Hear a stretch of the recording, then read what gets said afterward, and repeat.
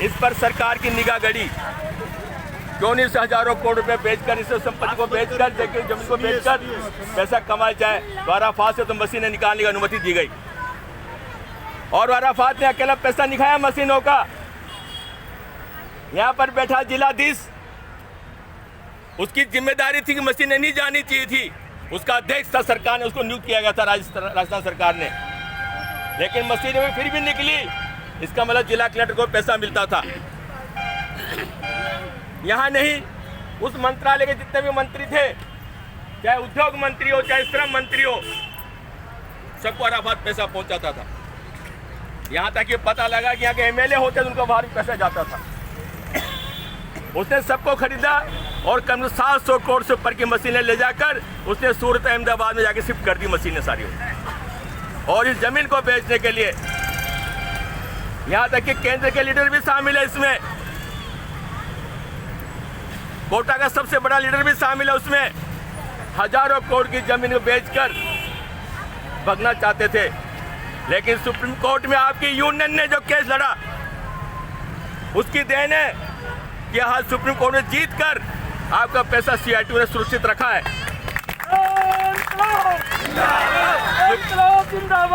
सर्वोच्च न्यायालय ने कहा है कि मजदूरों का 250 करोड़ से ऊपर बाकी है, इनको भुगतान कीजिए और सरकार की जिम्मेदारी भुगतान कराएं। ये जिम्मेदारी राज्य सरकार की है, भुगतान कराएं। राज्य सरकार के सामने, जिलाधीश के सामने हम आज 37 दिन से यहाँ बैठे हैं लगातार। मशीनें गई है 700 करोड़ की, वो मशीनें चोरी छुपे गई है। अब ध्यान देने लोग ये काम समझने की बात है। 700 मशीनें गई है, जिलाधीश को उसको मुकदमा दर्ज कराना था, लेकिन जिलाधीश का नाम आए मुकदमा दर्ज नहीं कराना। जिलाधीश भी, कलेक्टर भी, कलेक्टर को मुकदमा दर्ज कराना, एसपी को मुकदमा दर्ज कराना था, लेकिन एसपी लगाता है एफआर। अब हमने ये कहा कि इसने कहा अराफात मैंने खरीदी, जब हमने एफआर दर्ज कराया, मुकदमा दर्ज कराया, इसमें मुकदमे 2 रात के एसपी ने ही उस पर एफआर लगाई है। इस एसपी से पहले जो मुख्य एसपी था, अभी तो अमृता दोहन है, इससे जो एसपी था उसने एफआर लगाई इस मकसद को लेकर, जिसने खरीदी है वो एसपी बिका है पैसों के खातिर। ये कलेक्टर भी मानता है, कलेक्टर साहब मानता है कि पैसा है गलत हुआ, ये आपके साथ अन्याय हुआ, ये पैसा मुकदमा दर्ज होना चाहिए, मुकदमा लगना चाहिए। आज कहता मुकदमा खुलाइए, हम आपके साथ देंगे कहता है, लेकिन क्यों नहीं आप मुकदमा दर्ज नहीं कराते इसके ऊपर? मानते हैं कि चोरी किसने, सरकार भी मानती है चोरी हुई। विधानसभा के अंदर भी हरिमोहन शर्मा द्वारा यही प्रश्न का यही सवाल उठाया कि मशीनें कहाँ गई भाई? मशीन निगरानी तो आप कितनी सरकार की निगरानी थी, मशीनें कहाँ गई? मशीनें चोरी छिपे क्यों गई? यही राजस्थान विधानसभा में किसने उठाया? मजदूरों का बकाया पैसा वेतन क्यों नहीं मिला? एक कारखाना क्यों नहीं चले? इसमें लगता है कि मुझे भू माफिया की नजर लगी है जमीन पर, उसको बेचना चाहते हैं, वही उन्होंने कहा है, जो आज मैं कह रहा हूँ इस बात।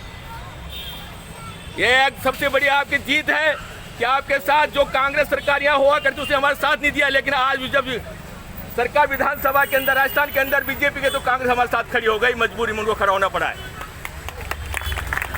पूरी राजस्थान की विधानसभा में हमारा टीकाराम जूली ने भी बोला है, जो वहाँ का विपक्ष का लीडर है, उसने भी सवाल उठाया है, उसका पत्रकार सम्मेलन में उसने बात बोली है। मजबूरन जब उनकी सरकार थी, अशोक गहलोत जब मुख्यमंत्री था, हमने अशोक गहलोत समय मांगा मिलने का। जब सुप्रीम कोर्ट का ऑर्डर आने के बाद अशोक गहलोत ने हमसे मिलने का समय नहीं दिया है। अब अशोक गहलोत के पीछे क्या नियत थी इसमें पता नहीं हमें। हमारे एमएलए साहब बलवान पुणे से कहा, अन्य स्रोत से कहा, कांग्रेस के स्रोत से भी हमने कहा, धारीवाल साहब से कहा अशोक गहलोत से एक बार मिला दीजिए, तो आप भी उसको करवाइए। धारीवाल ने हमारा साथ दिया, इसमें कोई शक नहीं है। सुप्रीम कोर्ट ने हमारा साथ दिया धारीवाल साहब सरकार ने, राजस्थान सरकार ने। लेकिन आज जो मजदूरों का जहाँ से 500 करोड़ रुपये बनता है,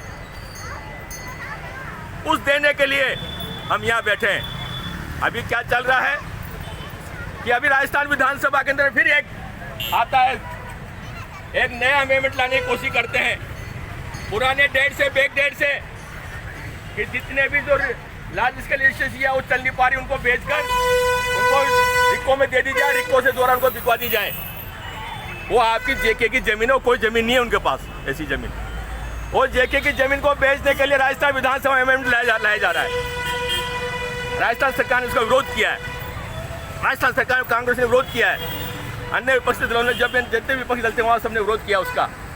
और वो अमेंडमेंट बिल वापस प्रवर्तन निदेशालय को भेजा गया, वापस जांच के लिए भेजा गया उस बिल को। वो बिल पास नहीं होने दिया। यह आपके धरने की बहुत बड़ी ताकत थी। आज लगातार धरना चल रहा है, आज धरना चल रहा है। इस धरने में कामेड़ सुमित्रा जी आई हुई है, ये बताएंगे आपको आज सारी बातें। लेकिन मैं ये कहना चाहता हूँ कि आपने धरने के हाथ ताकत दिखाई है। हमारे दुलचंद जी कहा करते थे कि हम अमरा राम को बुला के रहूँगा यहाँ पर, कामेड़ अमरा राम भी हम एक दिन आएंगे, आप भी कहा होगा। तो अमरा राम ने, हम सोचते हैं कि धरने के 50 दिन अमरा राम जी आए यहाँ पर, हमारे जो सांसद है राजस्थान से, वो सांसद जी आए 50 दिन, कोशिश से 50 दिन आए तो धरने की एक मजबूती मिलेगी। 50 दिन की जगह नहीं, पूरे ये पांडाल भरे। आज हमने दिखा दिया आपने ताकत। कल हमने कहा था कि आप सुमित्रा जी आ रही ताकत, आप ताकत में आए हो। निश्चित रूप से हमारी जीत निश्चित में ज़्यादा, मैं रोजाना बोलता हूँ आपके सामने, लेकिन जो नए साथी आए हैं, हमने इसके खिलाफ अराफात की नस दबोच ली है, इसमें कोई शक नहीं है। अराफात यदि हमारा समझौता नहीं हो तो अराफात जेल भी जाएगा, इसमें कोई शक नहीं, कोई बचा नहीं सकता अराफात। उसकी जेल की हथकड़ी उसके हाथ में नजदीक पहुंच चुकी है, वो जेल जाने की तैयारी में है। इसलिए अराफात चित बटा रहा है, वो जा रहा है नेताओं के पास, चाहे वो केंद्र के नेताओं के पास जाए, चाहे राज्य के नेताओं के पास जाए, चाहे कोटा के सबसे बड़े लीडर के पास जाए, वो भाग रहा है सबके पास। अब जल्दी अराफात को आपको नहीं है, आपको जल्दी आंदोलन को मजबूत करने की आपकी ताकत है। निश्चित रूप 500 करोड़ रुपए लेकर ये ताकत हमें बनानी है।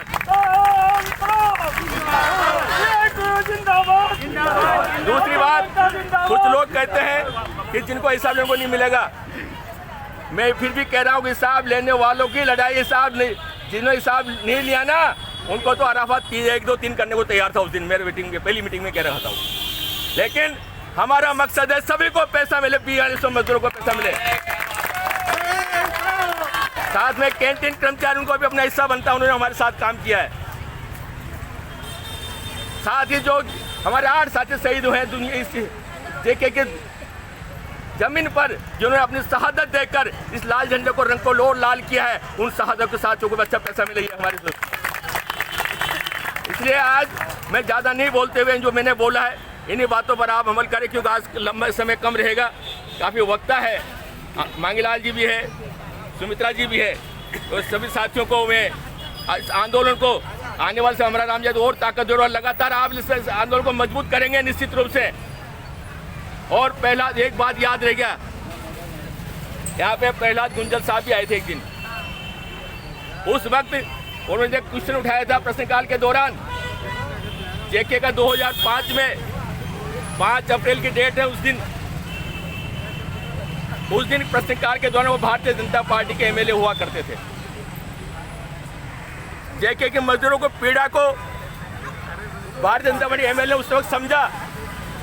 उसी वक्त उन्होंने यह कहा था कि मैंने मजदूरों की पीड़ाओं को समझकर, मजदूर जो जेके के मजदूर जो कभी सोफिया में, सैंडपोर में, बड़े स्कूल में पढ़ाई करता था, आज वो बच्चों की पढ़ाई उनकी खत्म हो गई है और ठेला चलाने को मजबूर हो गए। उन्होंने इस बात कहा था यहाँ पर। और यदि आप ताकत आजमाए, जिस दिन आप 1000 रुपये बच्चे, 1000 लोग बच्चों से यहाँ पर आ जाए, तो मैं आपके साथ परमानेंट धरने पे बैठने को तैयार हूँ, जब तक पैसा नहीं मिले तब तक। और ये भी कहा था कि मैं खर्चा भी मैं दूंगा, खर्चा देने के कम से कम फिर उन लोगों का आधा खर्चा मैं दे दूंगा।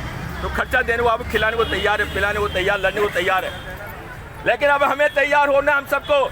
आज मैं बहुत बड़ी खुशी कि हमारी माताएं बहनें बहुत ज़्यादा आई है, हमारी बहनें भी आई है, हमारी बेटियां भी आई है, इन्होंने हिम्मत दी है। निश्चित रूप से हम एक दिन कामयाब हो गए। इन्हीं बातों के सामने बात समाप्त करते हुए सभी साथियों को लाल सलाम, इनकलाब जिंदाबाद।